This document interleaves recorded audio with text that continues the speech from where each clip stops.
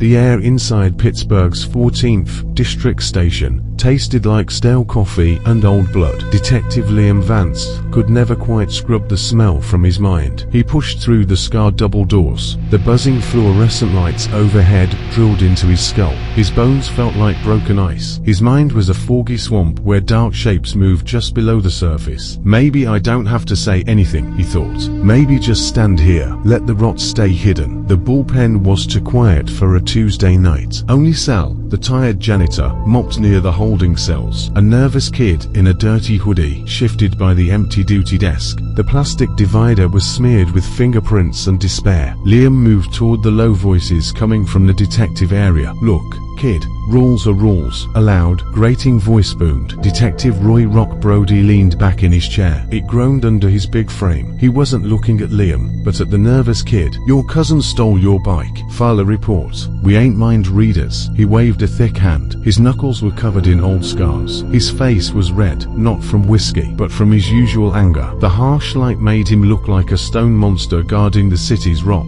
Liam froze. It had to be Brody, the cop who'd questioned him weeks ago. After it happened, Liam, the quiet library worker, became a suspect simply because he knew the pawn shop owner, Silas Thorne. Brody had circled him like a hungry dog, smelling blood. He'd practically spat the accusation across the table. The murders Liam had done. Ah, speak of the devil. Brody's gaze snapped onto Liam. A mean grin split his face. He stood up. Liam Vance, didn't think I'd forget that jumpy look, did ya? You've been stuck in my head since that mess at Thorne's. He walked around the desk. His presence sucked the air from the room. Cleared, sure. Librarian nerves, stress, wild imagination. He laughed. A rough, ugly sound. First time you see real darkness, it breaks you. Seen it, you brainy types. Wires cross. Things go a snap. He clapped a heavy hand on Liam's shoulder. Liam flinched. The touch burned. Heard your folks are in town. Met your sister, Evelyn. Sharp girl. Sorry if I was rough before. Heat of the hunt. And that little fit you had. Water under the bridge. Nerves. Doc called it stress. Fancy word for scared, right? He winked. It held no warmth. Liam's voice was dry.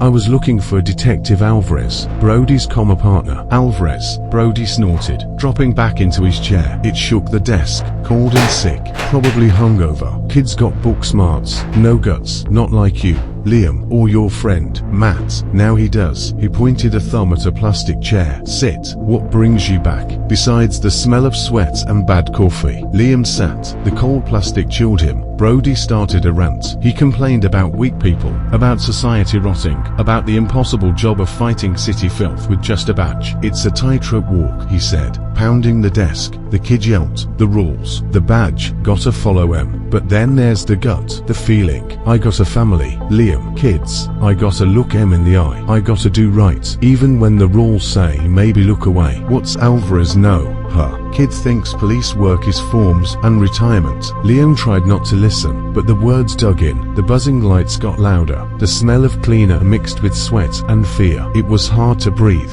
Brody's voice faded. Visions crashed over Liam. Thorne's cluttered shop. Dust in weak light. Silas Thorne's watery eyes, behind thick glasses. The cold, greasy weight of the pipe wrench, the sickening crunch as it hit. And then Maeve, Silas's slow niece, shuffling in, humming, her eyes wide with innocent surprise a second before the wrench fell again and again. Go to the crossroads, Liam. The voice slid into his ear, soft, unavoidable, the one by the old steel mill. Bow your head, kiss the poisoned earth. Tell them all what you fed the shadows. It was Cass's voice. Cass, who slept in boxes near the university. Liam sometimes bought her coffee. Cass, whose strange pale eyes seemed to look right into the rotten hole where his soul used to be. Brody's rant changed. And these medics, he spat, thinking they can walk into the morgue. Forensic experts, my foot, ghouls in white coats. Saw one last week at the Sorensen scene. Tiny thing, looked like wind would blow her away. What does she know about real filth, about the dark inside a man? He laughed, harsh and empty. Should stick to band-aids, not poking dead men. The name hit Liam like a punch.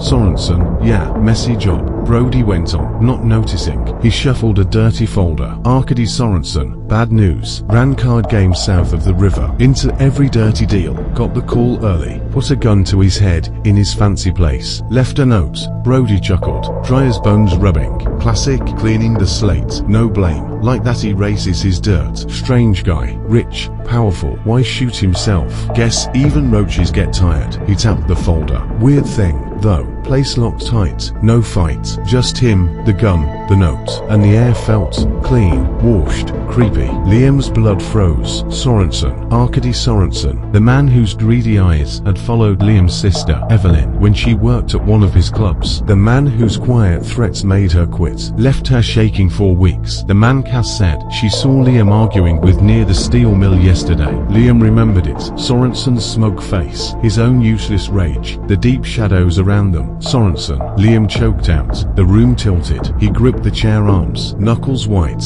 He's dead. Shot himself. Brody finally looked at him sharp. His small eyes narrowed. Yeah, knew him. My sister. Liam stammered. Sweat cold on his forehead. She worked for him last year. I saw him yesterday. By the mill. He seemed jumpy, nervous, smelled like gin. He hadn't known. Had the net been closing? Did guilt eat Sorensen, or something else? Cleaning the slate, the words echoed, heavy and dark. Whose slate? Sorensen's, or someone else's? Well, there you go, Brody said, sounding grimly pleased. Trouble finds trouble, explains the nerves. Probably felt the walls closing in. Saved us some work, he shrugged, big shoulders moving. One less bad guy gone. However it happened. Liam felt the air turn thick, pressing down. The awful pictures came back stronger. Silas's gasp cut short. Maev's soft whimper stopped by the wet thud. The teeth. Silas collected teeth. Horrible little trophies in dusty jars on a high shelf. One jar broke during the attack. Teeth scattered like bloody confetti. Liam, panicking, had grabbed a handful, a big tooth, a sharp one, a tiny child's tooth, and shoved them deep in his jacket pocket. They felt like they were moving now, squirming, cold like burning ice. It's choking,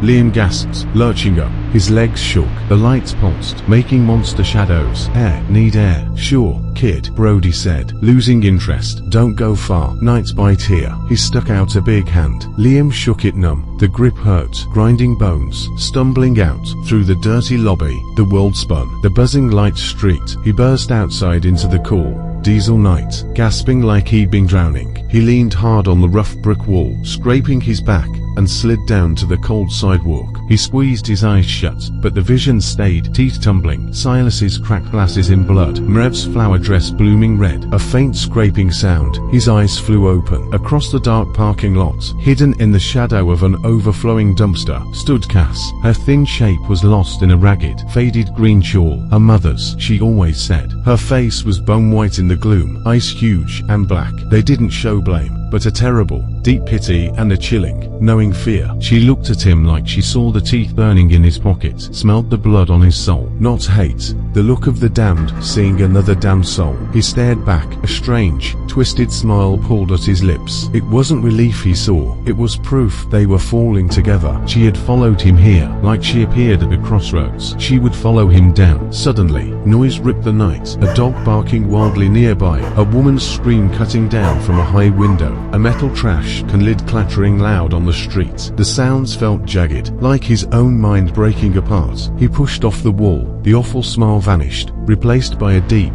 empty nothing worse than fear. He turned, ignoring the silent plea in Cass's wide, scared eyes, and walked back inside. The heavy door shut behind him like a tomb. Brody was still at his desk, writing while the kid mumbled about his stolen bike. He looked up, thick brows bunching. Forget your guts out there, Vance. Or you just love the smell. Liam walked toward him. His steps were careful, but shaky, like a puppet with cut strings. The buzzing lights, the sweat smell, the kid's voice. It was a bad echo of that day weeks ago, when Brody questioned him. Right after the murders, the air even smelled the same. Fear, cleaner, old blood. He stopped right in front of Brody's desk. He didn't sit. His face was grey as a tombstone, eyes wide and red, staring through Brody into a black hole. Hey, Vance, you look like death, Brody said, a crack of real worrying in his voice. He started to stand. Sit down before you drop. Sal, water, he yelled toward the janitor. Liam swayed. He put both hands flat on Brody's messy desk, leaning like the floor might vanish. He opened his mouth. Only a dry, painful clicking came out, like rocks grinding. Easy, kid,